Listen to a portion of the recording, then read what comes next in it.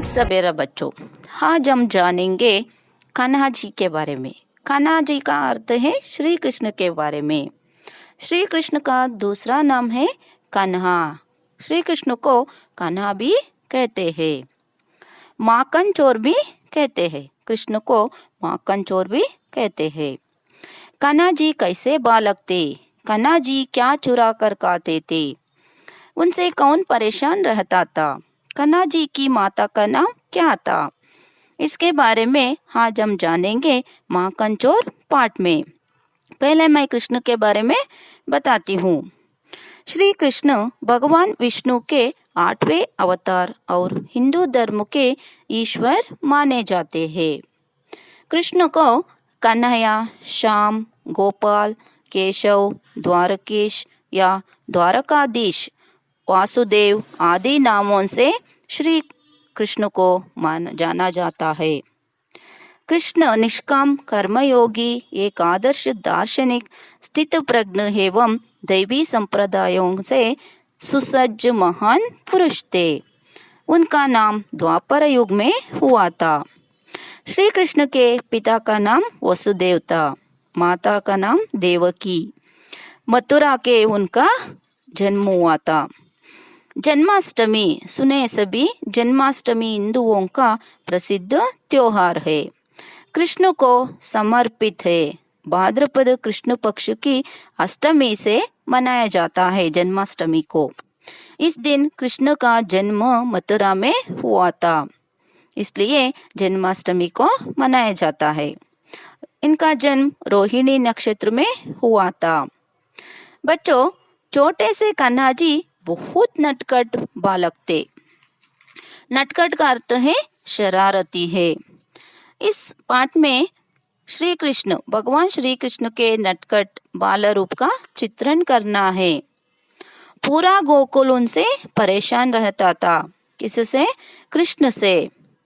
क्योंकि कृष्ण ने क्या करता था? दूसरों के घर जाकर माखन चुरा कर खा जाता था। एक दिन सारी गोपियां क्या करती है? माँ यशोदा के पास आकर कृष्ण के बारे में बोलते हैं। क्या बोलती है? कान्हा जी ने उनके घर से कैसे मक्खन चुरा कर खा जाते थे। इसके बारे में गोपियां ने कृष्ण की माता यशोदा से बोलती है। शाम के समय जैसे ही कान्हा जी घर आए तो माता यशोदा ने पूछती है। कैसे पूछती है? कृष्ण की कान खींच कर पूछती है। नाराज हुई थी यशोदा ने। कान्हा जी ने अब अपनी माता को मनाना शुरू किया। उन्होंने कहा, माँ, मैं भला दूसरों से यह माखन चोरी क्यों करूँगा? तुम तो मुझे हमेशा इतना सारा माखन खाने को देती हो। कृष्ण ने माता को बोल रहा है, तूने कितना सारा माखन देती हो, मैं क्यों दूसरों के घर जाकर माखन चुरा कर खा जाता हूँ? ऐसे बोलता है। माता यशोदा ने क्रोध से कहा, गुस्सा से कहा, तो बताना कान्हा, सारी गोपियां झूठ बोलती है ना? क्यों जाकर उनके यहाँ माखन चोरी करता है? तो बताना, क्यों जाकर चोरी करता है? तो बताओ। कान्हा जी ने मुस्कुरा कर कहा, मेरी प्यारी मैया, मेरी प्यारी माता, मैया का अर्थ है माता है, मैं रोज सुबह सुबह गायों के झुंड को चराने जंगल चला जाता हूँ। मैं क्या करता हूँ?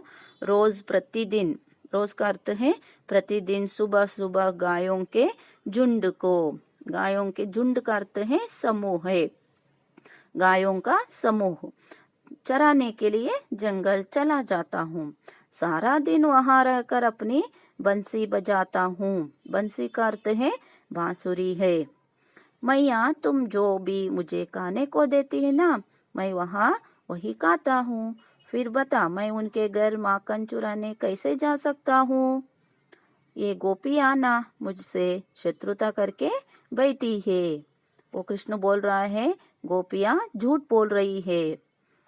फिर वे जानती है कि तुम बहुत बोली हो, तू जानती है ना बहुत बोली हो, इसलिए वे तुमसे मेरी शिकायत करती है।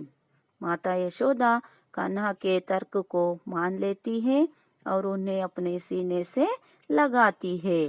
देखो बच्चों, इस पाठ में हमको ये शिक्षा मिलती है, कान्हा जी एक नटखट बालक थे।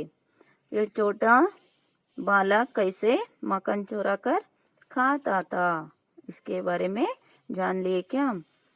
और गोपिया ने यशोदा से क्या बोलती है, अंत में यशोदा ने क्या किया, इसके बारे में जान लिए क्या? बच्चों, इस पाठ में कुछ शब्दार्थ दिए हैं।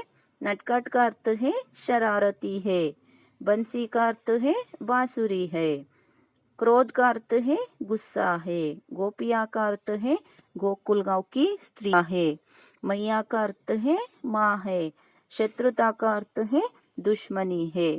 बच्चों, इस पाठ में कुछ प्रश्नों को उत्तर लिखने के लिए दिए हैं और पर्यायवाची शब्द भी दिए हैं। कृष्ण को और एक शब्द में बोलते हैं। कृष्ण को कान्हा भी कहते हैं, जंगल को वन कहते हैं, माता को माँ कहते हैं। ऐसे पर्यायवाची शब्द दिए हैं। बार बार पढ़िए और लिखिए और नया नया विषय अगले क्लास में सीखेंगे। धन्यवाद बच्चों।